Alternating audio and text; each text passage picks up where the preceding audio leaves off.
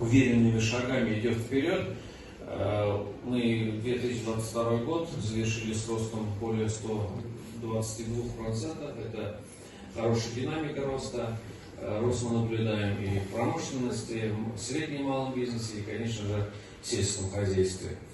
Bizga mына yosh o'qituvchilarga rayon byudjetida stadionlar qaralgan deb aytganlar edi. Dekabrdan beri bilishib, so'rashib yurib, lekin hali bunga informatsiya olganim yo'q bu turida. Mana bu onun turida informatsiya ham qachon oshirilishi kerak shu turishda to'xtatilishi kerak. Endi o'qituvchilarga kim avul yerligini qo'yda, bunda большой Кукмар bilan manzara yerlerine tüzülen kişilerge 200 bin so'm bizim qaraldı.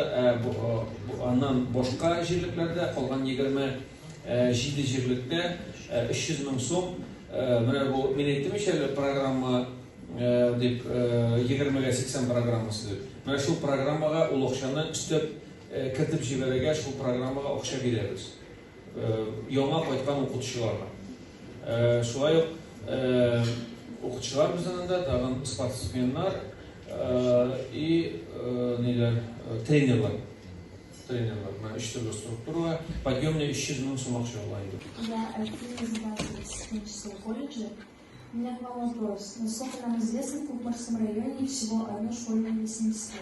Это очень мало. Будут ли еще открыты школьное лесничество? Ведь школьное лесничество – это пример патриотического воспитания и любви к экологии. Подростков сейчас это очень актуально. Многие хотят сейчас где-то подрабатывать, как-то себя обеспечить, где нам это делать в Кукмаре.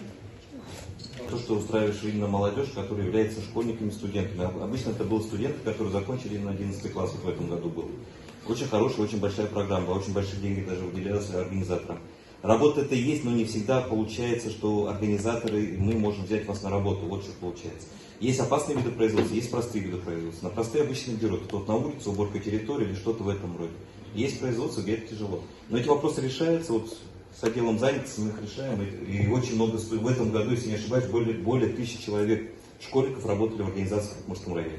А мы же с бюджета 500 тысяч рублей выделили на софинансирование, кстати.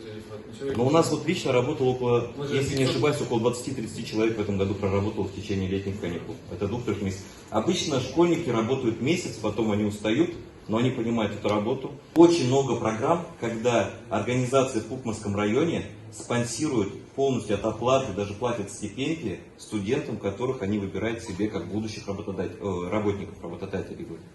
Очень много программ, вы должны об этом знать.